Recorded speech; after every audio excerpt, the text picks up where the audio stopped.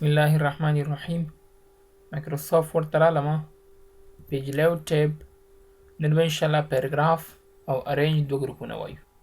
پیراګراف لکه څرنګه چې د نوم نه معلومیږي دې کې د پیراګراف په اړه باندې انفارمیشن دي، او ارینج منظمولو ته وایي. موږ کولی شو چې د دې له لارې نه آبجیکټ، شیپ، پکچر وغیره موږ ارینج کو او کنټرول یې کو. فار ایگزامپل دلته ما څه لیکلو کو، زه غواړم چې دغه اول پیراګراف ته ماته لږ انډینټ شي، یعنی مخکې دې لاړ شي. نو ګورې 0.5 انچ ما ورته ورکړو، نیم انچ مخکې لاړ.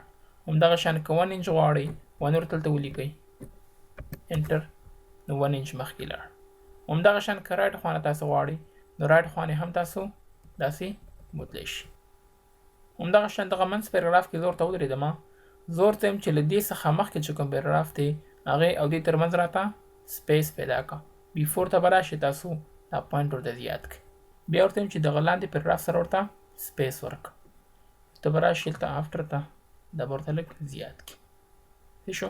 خو دغه انفارمیشن موږ هوم ټیب کې ویلي دي. که تاسو دلته په ډایلوګ باکس باندې کلیک کړئ دا ټول انفارمیشن موږ هوم ټیب کې ویلي دي.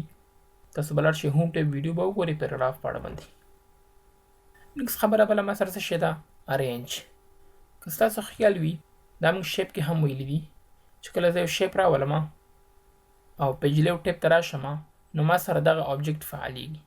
خو که زه شیپ رانه ولم بیا دغه آپشن ماته کار نه کوي.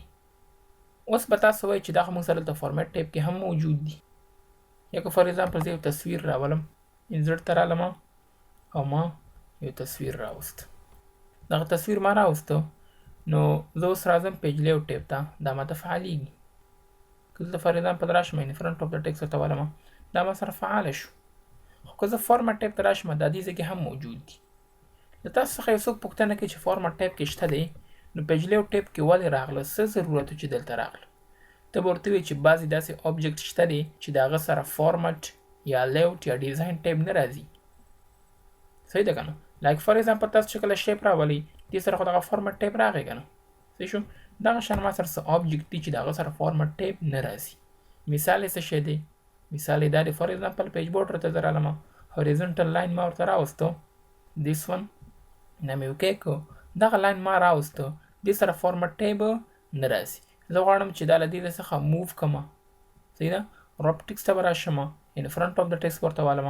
اوس زه کولی شم چې دا مختلف قسمه موومنټ دې ته ورکړم. خو دغه انفارمیشن موږ شیپ کې ویلي دي.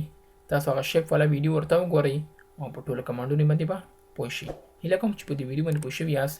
دا موږ سره پیج لیاوټ ټیب لاست پارټ پیراګراف ان ارینج ټو ګروپس